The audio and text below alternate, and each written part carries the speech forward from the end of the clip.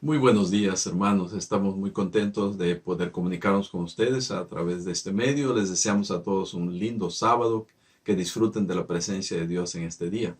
Vamos a entrar al repaso de nuestra lección de esta semana, pero antes de hacerlo tendremos una palabra de oración. Amado Dios, te damos gracias por este hermoso día que tú nos has concedido en tu misericordia. Gracias porque tu palabra es luz que nos alumbra en lugar oscuro, como dice el salmista. Lámpara es a mis pies tu palabra y lumbrera a mi camino. Gracias, Señor, porque tu palabra fue inspirada a través del Espíritu Santo y rogamos la asistencia y la manifestación de ese mismo Espíritu para que podamos ser iluminados con tu palabra. Gracias porque sabemos, oh Señor, que tú estás con tu pueblo, estás vigilando a cada uno, estás cuidando de cada uno a través de tus santos ángeles. Y rogamos, Señor, que podamos aprender de ti en esta reflexión y meditación. En el nombre precioso de Jesús lo pedimos. Amén. Nuestro estudio de este trimestre será cómo interpretar la Biblia. Un tema muy relevante, muy importante para todos nosotros. Y contestaremos algunas preguntas. ¿Por qué la Biblia es un libro único? Eso es el tema de esta semana, ¿verdad? ¿Cuál es el origen y la naturaleza de la Biblia? ¿Por qué se necesita la interpretación? ¿Por qué es necesario tener un proceso para estudiar la palabra de Dios? ¿Cómo consideraban la Biblia Jesús y los apóstoles? Esas son preguntas importantes, pero también estudiaremos por qué la Biblia se considera un libro de historia y profecía, y también veremos cómo puede impactar nuestras vidas, de qué manera la palabra de Dios puede impactar nuestras vidas. Esta introducción de estudio del trimestre es muy importante porque nos da una visión global, más bien una visión completa de todo lo que estudiaremos durante 13 semanas. Como adventistas del séptimo día somos protestantes, creemos en el principio fundamental de sola escritura que Lutero impulsó, que solo la Biblia es el fundamento autorizado de nuestra fe y doctrinas. En nuestros días, los últimos días, Ellen G. White dice que ocurriría algo muy especial. Dios tendrá un pueblo en la tierra que sostendrá la Biblia, y la Biblia sola como regla fija de todas las doctrinas y base de todas las reformas. Conflicto de los siglos 581. Algunas personas, hermanos nuestros, a veces toman los libros de Ellen G. White y lo ponen como superiores a la Biblia, o sencillamente lo presentan como una información muy avanzada o algo misterioso. Ellen G. White declaró que sus libros, los testimonios, son una luz menor que nos guían a la luz mayor, pero nos guió a enfocarnos en la palabra de Dios y a sustentarnos en la palabra de Dios, en las Sagradas Escrituras. Así que nosotros consideramos que la Biblia es nuestra regla de fe y práctica. Muchos cristianos aseveran defender y sustentar el principio de sola escritura, pero creen que el domingo es el día del Señor y es el día del reposo sabático. Creen en la inmortalidad del alma, el tormento eterno del infierno para los perdidos, e incluso en el rapto secreto en el que Jesús regresa en forma silenciosa a la tierra, arrebata a los salvados. Todas estas doctrinas están lejos de la verdad bíblica. Decir que la Biblia y solo la Biblia es nuestra norma de fe y práctica no es suficiente, como lo muestra la proliferación de doctrinas falsas, tantas doctrinas erróneas que hay sustentadas supuestamente en la Biblia. También necesitamos saber interpretar la Biblia correctamente. Por esta razón es que estudiaremos este tópico de cómo interpretar la Biblia todo un trimestre. Partimos de la premisa de que la Biblia, como la palabra de Dios, es la revelación infalible de la voluntad divina y la norma del carácter. Es el criterio para evaluar la experiencia y la revelación definitiva de las doctrinas. La Biblia es un registro fidedigno de los actos de Dios realizados en el curso de la historia. En nuestra iglesia hemos estudiado el tema de la atemporalidad y vimos que aunque muchas personas creen que Dios no puede interactuar con su pueblo, o que Dios no se puede introducir en la historia e intervenir, Dios es un Dios que está vigilando la historia y está interactuando con su pueblo. Y por eso la iglesia adventista tiene un llamado especial a presentar a ese Dios que a través de la profecía nos revela lo que viene en el futuro. Y es muy importante considerar ese tema ahora que estamos estudiando estas lecciones. En síntesis, las Escrituras son la fuente fundamental de las verdades que creemos y proclamamos al mundo. Nosotros tenemos una teología bien fundamentada en la palabra de Dios. Segunda de Timoteo 3:16 dice, toda la Escritura es inspirada por Dios y útil para enseñar, para redarguir, para corregir, para instruir en justicia. Nosotros creemos exactamente como la palabra de Dios dice que esa palabra es inspirada por Dios y por eso pedimos la ayuda del Espíritu Santo para poder estudiarla y ser iluminados y entenderla. Este trimestre también analizaremos la manera que la Biblia nos enseña a interpretarse a sí misma. Hay ciertos principios fundamentales que no podemos nunca olvidar. Son como herramientas que nos ayudan a cavar profundo en la palabra de Dios y entender mejor los principios que están allí encerrados. Reconociendo que para ese proceso de estudio nosotros necesitamos la ayuda del Espíritu Santo. También nosotros entendemos que ninguna profecía es de interpretación privada y en general la palabra de Dios no es de interpretación privada. Porque dice el apóstol San Pedro que la profecía no fue traída por voluntad humana, sino que los santos hombres de Dios hablaron siendo inspirados por el Espíritu Santo. Nosotros podemos decir escribieron, ¿verdad? Porque se aplica el principio. El Espíritu Santo guió a estos hombres. La Biblia es un libro singular. El tema precisamente de esta semana, la singularidad de la Biblia, es algo que ya ustedes estudiaron y ahora vamos a tratar sencillamente de hacer un resumen de lo que nosotros estudiamos. El versículo clave era, lámpara es a mis pies, tu palabra, y lumbrera a mi camino. Yo pienso que todos saben esto y saben dónde está. Salmo 119, 105, un pensamiento tan maravilloso. La palabra de Dios en este mundo oscuro es una lámpara que nos alumbra. Sabemos a dónde vamos, sabemos cuál es el camino y sabemos que Dios nos está guiando, por más oscura que sea la noche de la humanidad. El propósito de esta lección es evaluar la singularidad de la Biblia, las razones por las cuales es un libro único y considerar su gran valor para nuestra vida cotidiana, cómo se aplica a nuestra vida diaria, nuestra experiencia relacional, cómo se aplica la Biblia a lo que nosotros hacemos en el diario vivir. La Biblia tiene 66 libros. La etimología de la palabra Biblia deriva del griego plural de biblión, que significa conjunto de libros.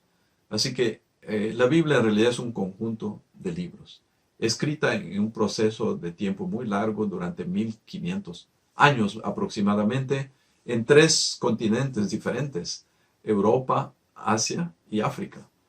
En la Biblia decimos que tiene 40 autores, aunque reconocemos que Dios es el autor. Serían más bien escritores, 40 escritores, pero Dios inspiró el contenido de la palabra. No hay otro libro sagrado ni religioso como la Biblia. Absolutamente no.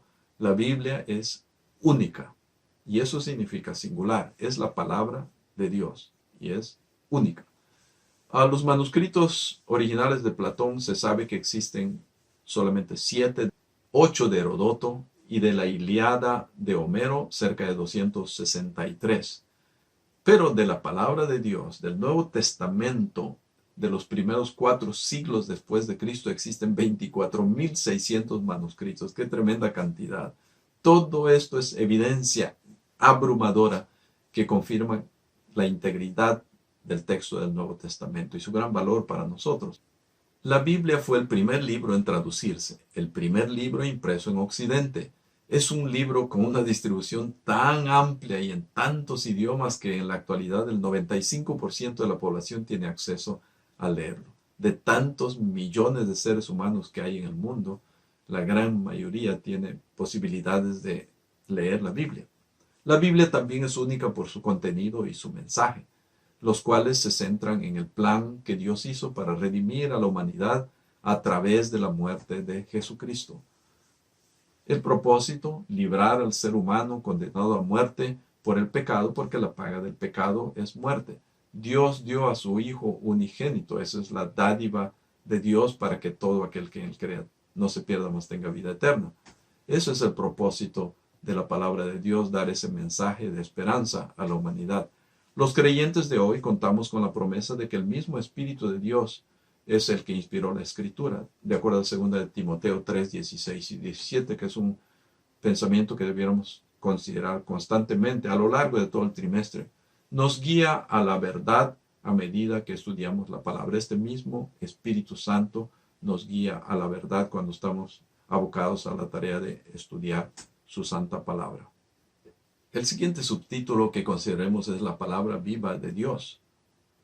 Moisés expresó la palabra de Dios y su poder en la vida de los hebreos, cuando él dijo: aplicad vuestro corazón a todas las palabras que yo os testifico hoy, para que las mandéis a vuestros hijos, a fin de que cuiden de cumplir todas las palabras de esta ley.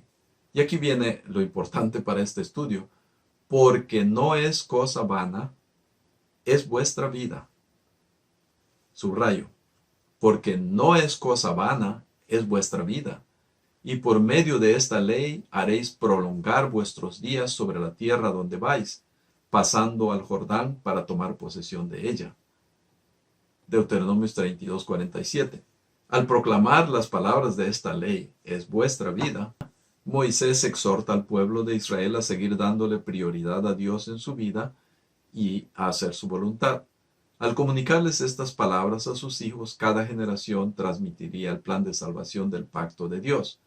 Debían observar y obedecer todas las palabras de esta ley, según Deuteronomios 32, 46.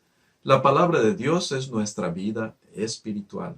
La palabra de Dios es el alimento de nuestra alma. Moisés describe la palabra de Dios como una arma poderosa de enseñanza y formación cultural para la familia y el pueblo de Dios. Ellen White escribió: como poder educativo, la Biblia no tiene rival. Fundamentos de la educación cristiana, página 84. Recuerdo otras citas que relacionan el desarrollo intelectual con el estudio de la santa palabra de Dios. Y yo pude experimentar con esos principios, cómo desarrollar el intelecto al estudiar la palabra de Dios. Juan emplea el término logos para designar a Cristo, quien vino para revelar el carácter, la mente y la voluntad del Padre. Juan presenta a Jesús como la expresión encarnada de la sabiduría divina que hizo posible la salvación, y también la expresión del carácter divino y su voluntad, y el poder divino activo en la transformación de las vidas de los seres humanos, de acuerdo al comentario bíblico adventista comentando la cita de Juan 1:1. En él, según San Juan, en el Logos estaba la vida, y la vida era la luz de los hombres. Juan 1:4. Jesús le dijo: yo soy el camino y la verdad y la vida. Nadie viene al Padre sino por mí, declara Juan 14:6. Y vemos esas relaciones de estos versículos con la palabra vida, que nos conectan con Cristo. El deseo de todas las gentes, en la página 11, declara: al venir a morar con nosotros, Jesús iba a revelar a Dios tanto a los hombres como a los ángeles. No solamente era un plan para la humanidad, se tenía que raer el pecado del universo y prevenir que el pecado se levantase otra vez. Él era la palabra de Dios, el pensamiento de Dios hecho audible. Es algo maravilloso lo que se dice aquí. Él era la palabra de Dios, el pensamiento de Dios hecho audible. Los griegos pensaban que Dios era un Dios muy lejano, un Dios trascendente, distante, y que el Logos era una representación de Dios, o venía representando a Dios y podía acercarse al ser humano. San Juan toma este concepto del mundo griego y lo introduce al cristianismo. Jesús es presentado en su evangelio como el Logos, el verbo divino que se acerca a la humanidad, y según San Juan ese verbo se hizo carne y habitó entre nosotros.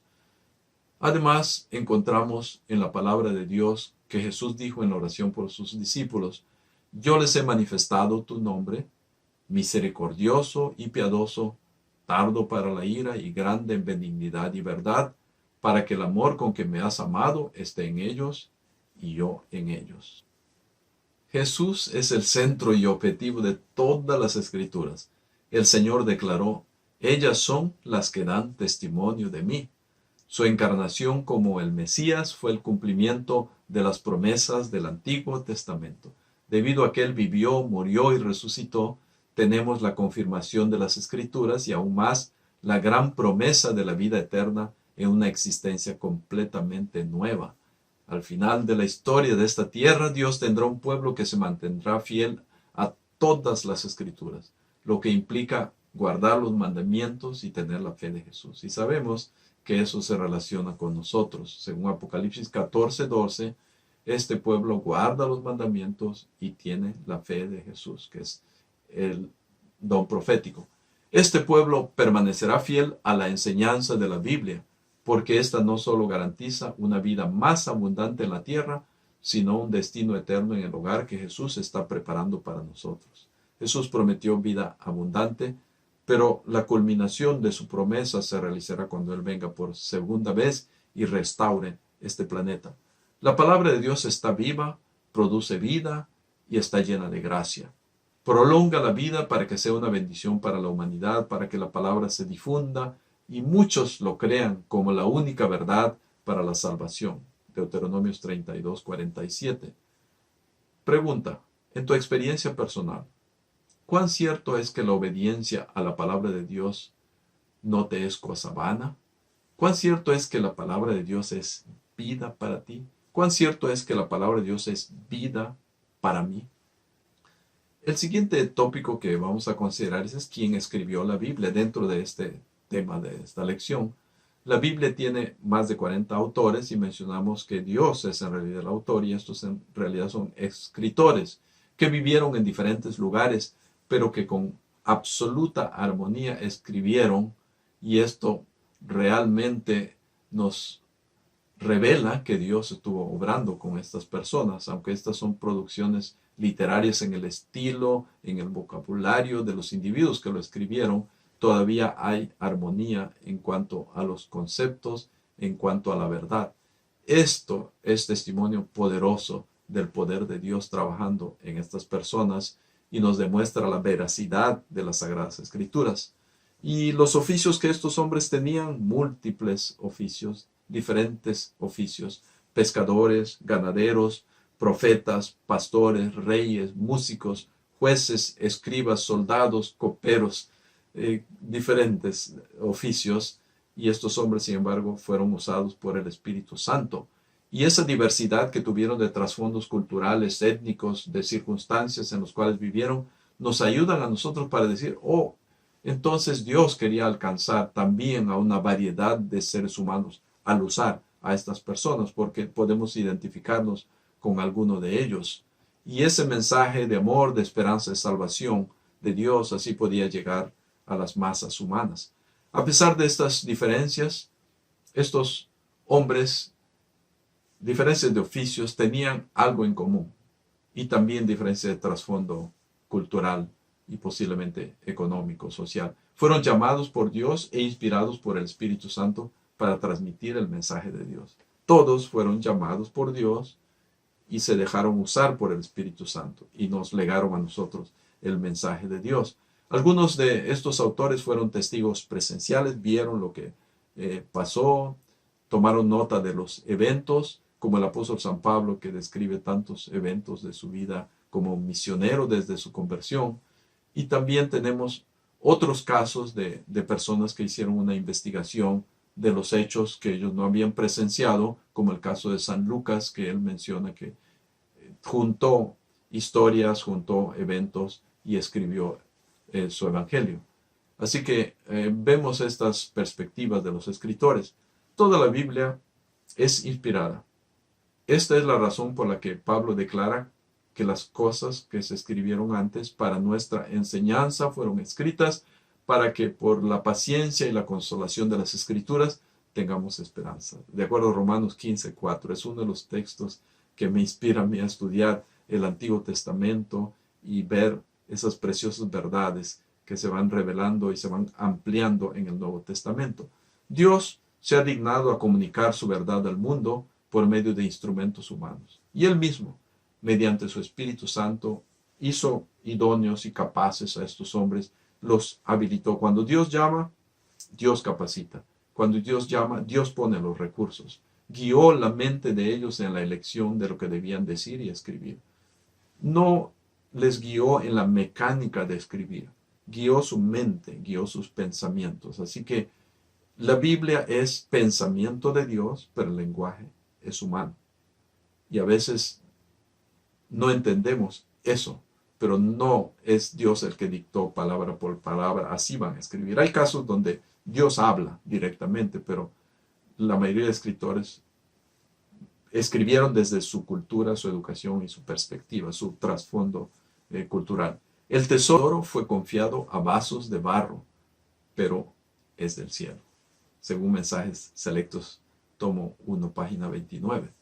La siguiente sección de la lección es la Biblia como profecía.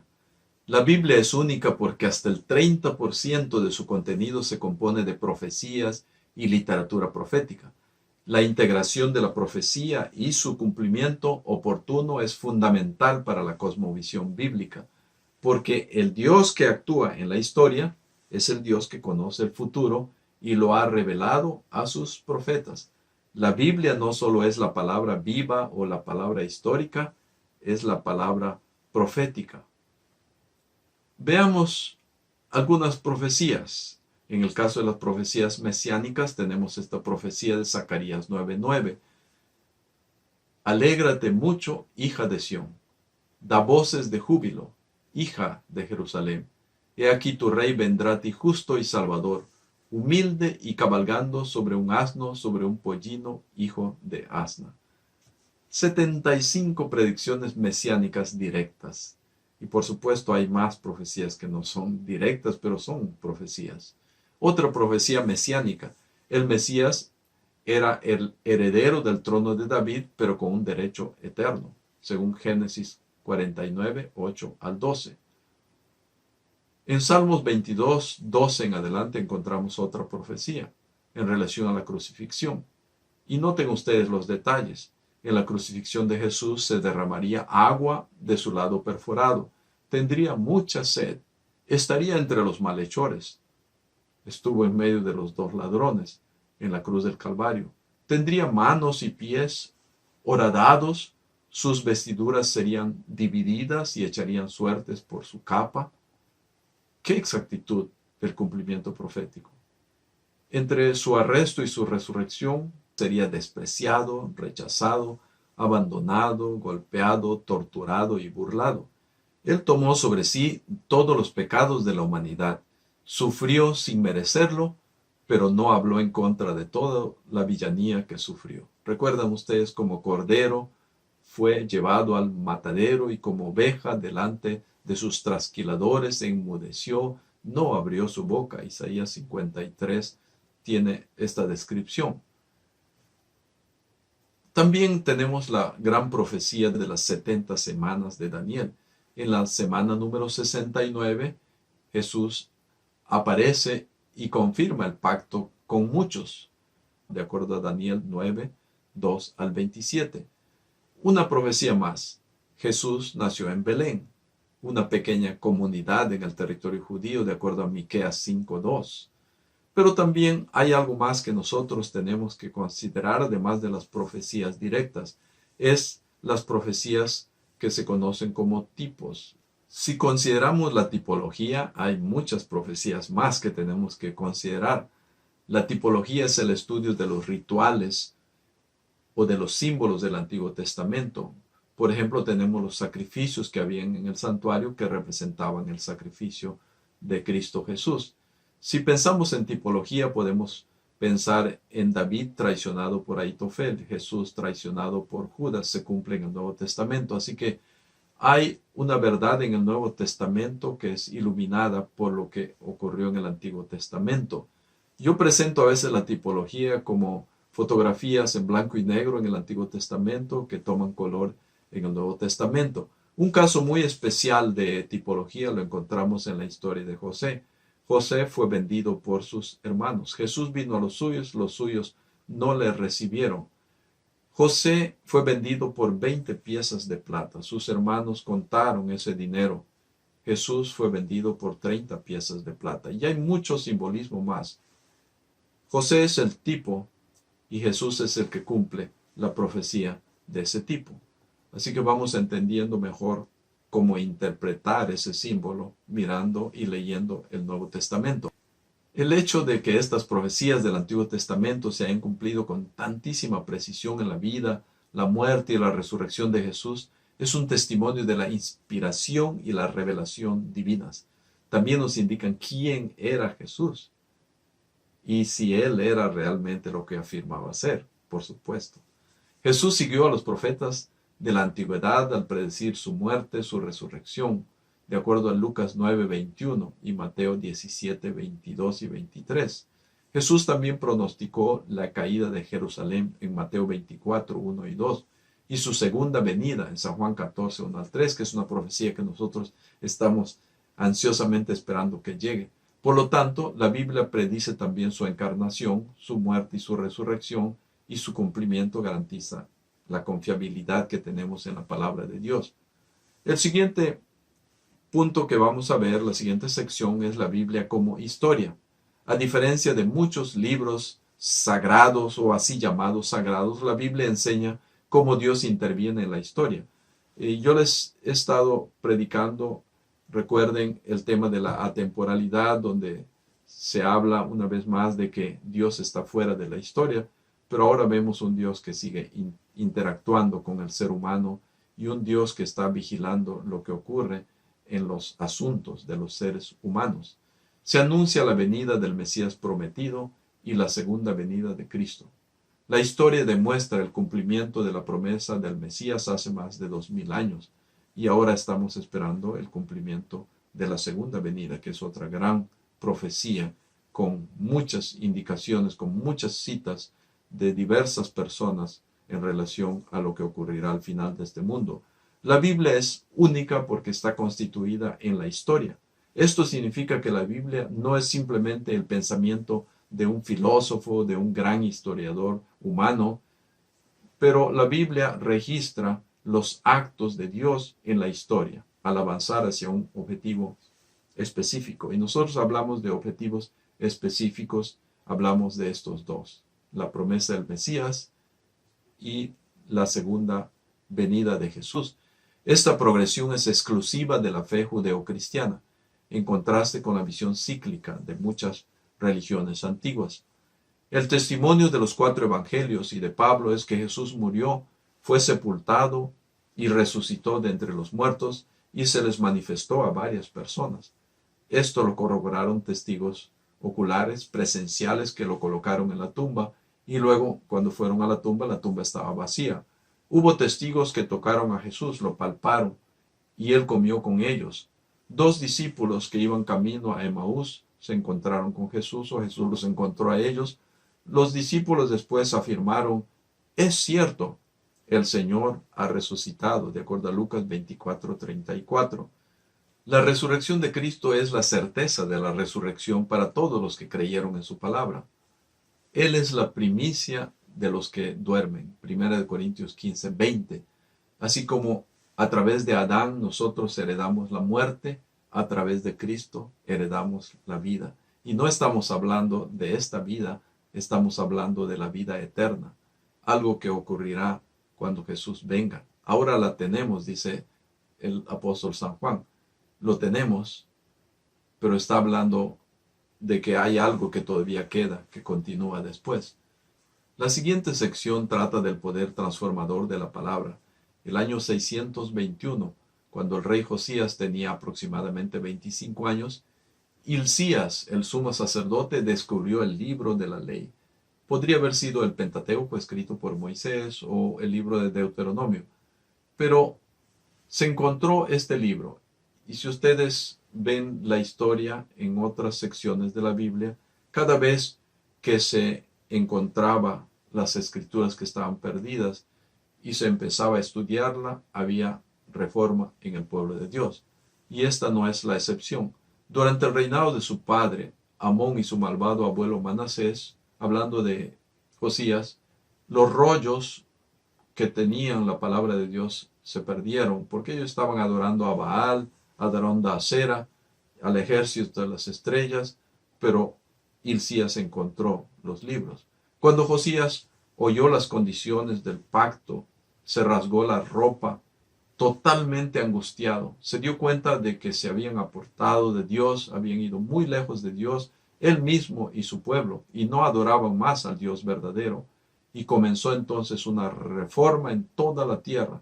Se derribaron los lugares altos, los lugares donde tenían sus ídolos, destruyeron todas esas imágenes y buscaron a Dios.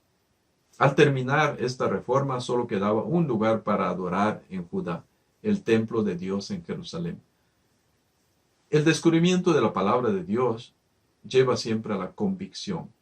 Cuando nos acercamos con fe genuina, nos lleva al arrepentimiento. Y el poder de Dios que está en su palabra empieza a obrar de manera sobrenatural en nuestras vidas. Este cambio comenzó en la experiencia de Josías y su pueblo, el resto de Judá. Uno de los testimonios más poderosos del poder de la Biblia es precisamente las vidas transformadas. Y eso es algo que nos maravilla a nosotros. Es la palabra la que transpone el pecado humano y la depravación y revela nuestra verdadera naturaleza y nuestra necesidad de un Salvador. Si hay algo maravilloso en el ministerio es ver las vidas de los alcohólicos, de los drogadictos, de los que tienen una vida desordenada, completamente transformadas. Y ver que esas personas que una vez estaban en la ruina, ahora empiezan a reflejar la imagen de Dios y se vuelven personas amorosas, corteses, atentas y sirven a Dios y están tratando de ser una bendición para los demás. Un libro único como la Biblia, instaurado en la historia, imbuido de profecía y el poder de transformar las vidas, debe interpretarse también de una manera única.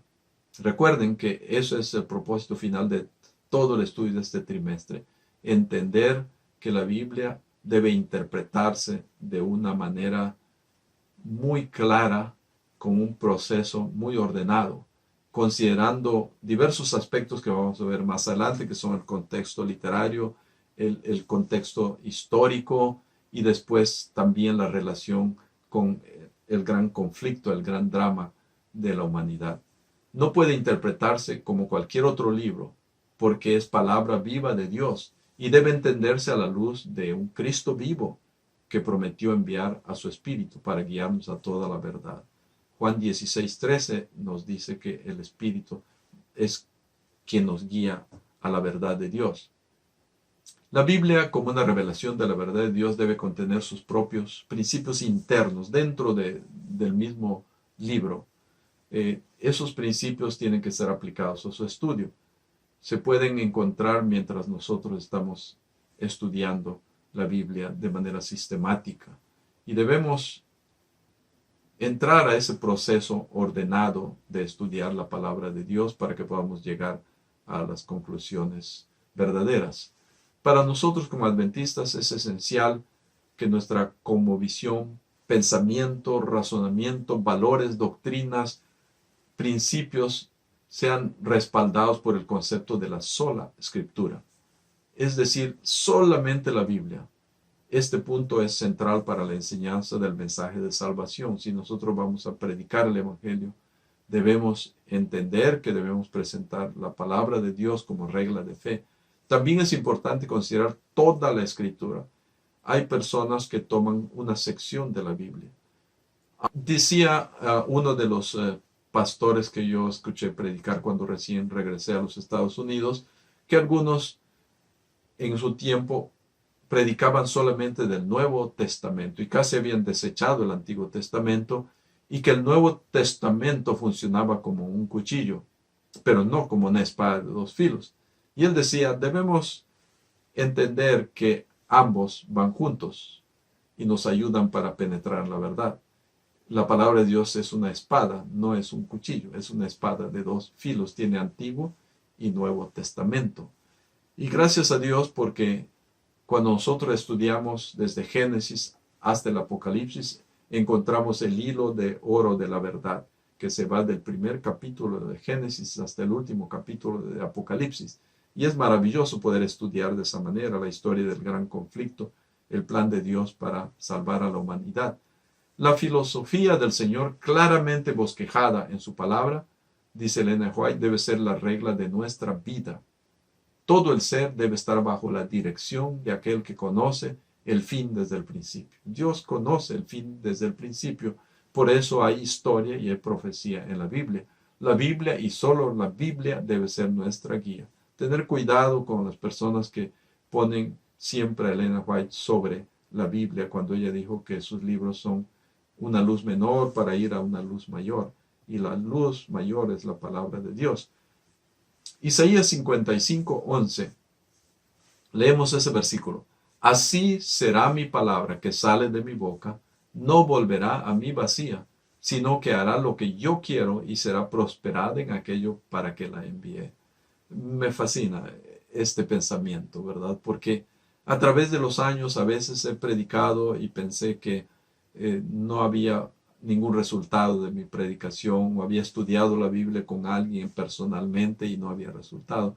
Para tiempo después descubrir que por la obra personal que se hizo, hubo un individuo que abrió un grupo en otro lado y ahora tiene bastantes personas adorando a Dios, o sencillamente que al pasar los años alguien me llama por teléfono para decirme mi vida cambió completamente, soy una nueva persona, tengo una linda familia, cuando lo conocimos en la miseria espiritual. Cuando estaba sirviendo como pastor en la iglesia de Santa Ana en McFadden, un sábado por la tarde me senté cerca de un visitante que vi cuando prediqué durante la mañana y lo estaba viendo ahora en la tarde. El hombre era un hermano de Chiapas y me empezó a contar sus experiencias. Era un hombre muy entusiasta, con fuego del espíritu, y me dijo: acabo de llegar de México. Y mientras conversábamos, de pronto sacó una pequeña Biblia y me dice: pastor, quiero contarle algo en relación a esta Biblia.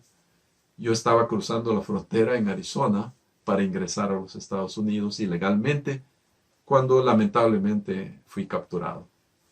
Uno de los oficiales se acercó a mí con una pistola y me estaba apuntando y me pidió que levante los brazos.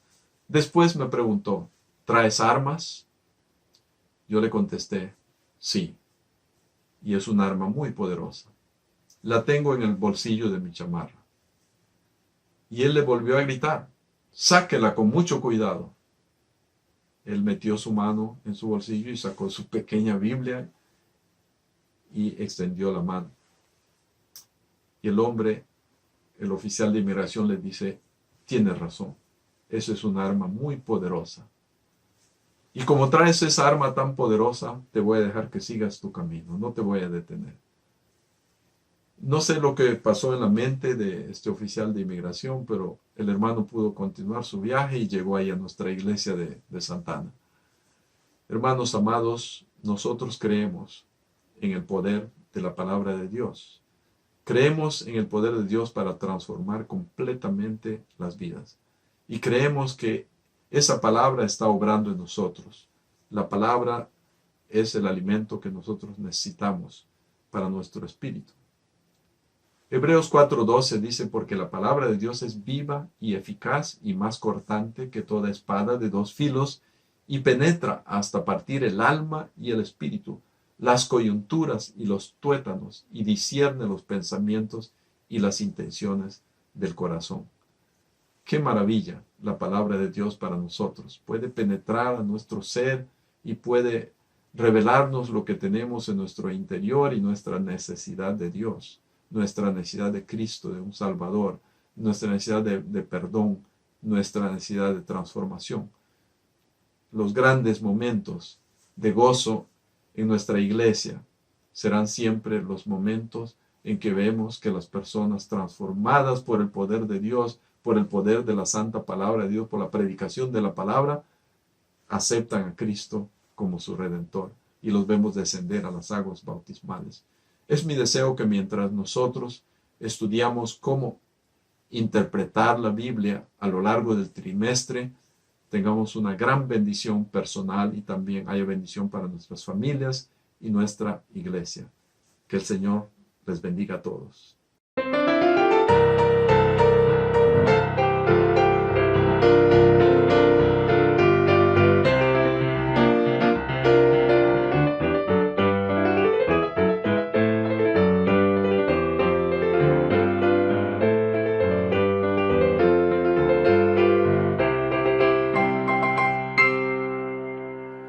Grande es Jehová, poderoso Señor, a su nombre rendimos honor.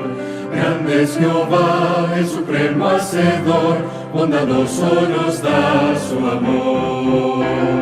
Grande es Jehová y digno de gloria, Dios sin igual, bendito Señor. Grande es Jehová, alcemos la voz con santa unción. Grande es Jehová,